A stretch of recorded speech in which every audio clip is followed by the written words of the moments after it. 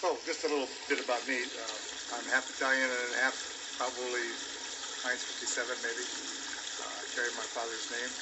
We grew up in a little community about 60, 70 miles from here. A little town called Bloomington. My mother and my grandmother, they did a lot of cooking. My grandmother particularly, she's from the old country, and she brought with her ravioli recipe.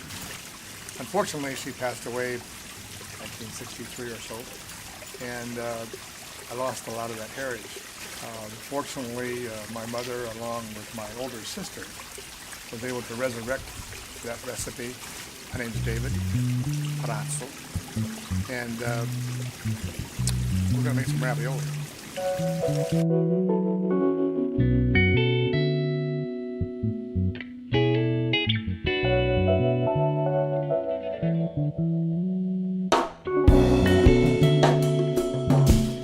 You like raviolis? Yep. I just remember having raviolis at a big feed, if you will, or a big family gathering. My grandmother used to make the ravioli by hand, but I can remember her making the ravioli and doing it her way, which is a lot different than what we're going to talk about today. This recipe calls for crackers. It's usually about a quarter of a key. So we're going to do a little more of this. Okay, so that's fine enough for that. The recipe calls for a pound of sausage and a half a pound of ground meat. The meat to match the texture of the onions that's already been chopped. So we can add the onions, 2 eggs that are already out and ready to go, and the rest of the cheese. And we're gonna mix this all up. And the best way to mix things up is to use your hands. Why don't you go real quick, wash your hands, and we'll come back and mix this up. I'll also tell you that the crackers kind of absorb some of the moisture. Just start mixing it up. Just mix it up. Don't squeeze it. Just mix. There you go. Just like you're playing with mud.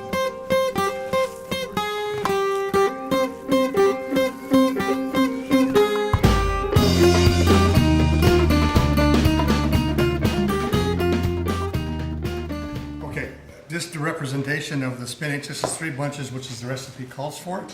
This is before it's cooked down, and we're going to go ahead and steam it until it becomes hardly nothing. Okay, this is the last batch of spinach that we have. Again, it's 3 bunches or 2 pounds, all cooked down, run through the Cuisinart to get to this nice, fine, ground up spinach. Check it for moisture, and it looks pretty good.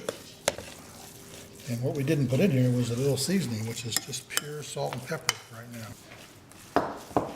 Gee, ask and you shall receive. Fresh ground pepper. It's important to have it fresh from the ground.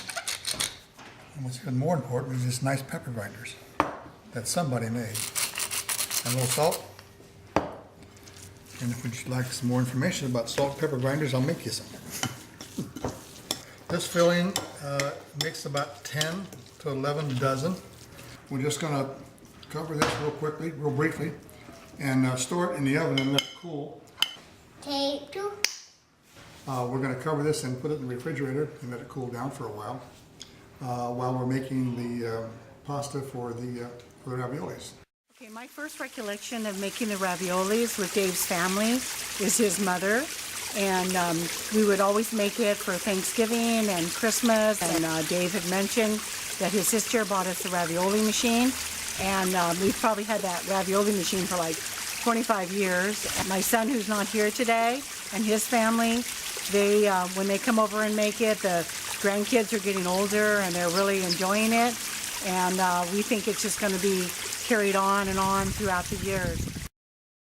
Okay, this is the beginning of the pasta. This pasta recipe makes 10 or 11 dozen raviolis. So we're going to start with the flour. We have a cup and a half of flour in here. Calls for a pinch of salt. 2 eggs are previously beaten and ready to go. We're going to turn this thing on and just kind of pour the egg down inside here.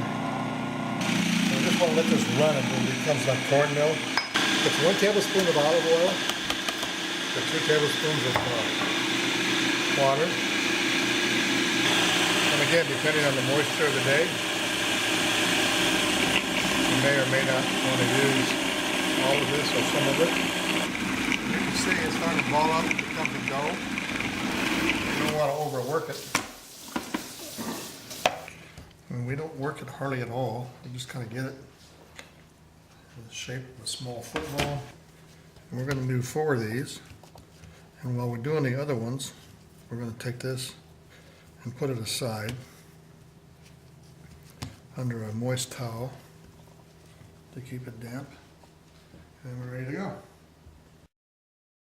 This is my family's cookbook, and this is a passage from my great Aunt Franny.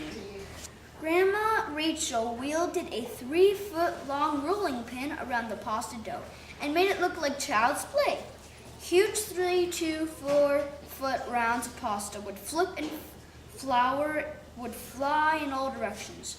I've never conquered her technique, though I saw it demonstrated in Italian kitchens. Every time I use my electric pasta machine, I picture Grandma admonishing me, but it sure does the job. I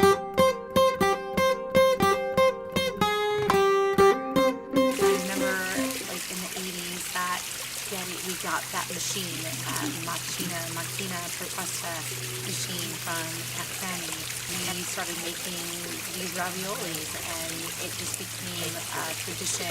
So here we are 25 plus years later, and that's what we do every Thanksgiving and the holidays is we make ravioli. So They don't make these machines anymore, so they're obsolete. But they're just wonderful machines. They do a fantastic job, and you'll soon see.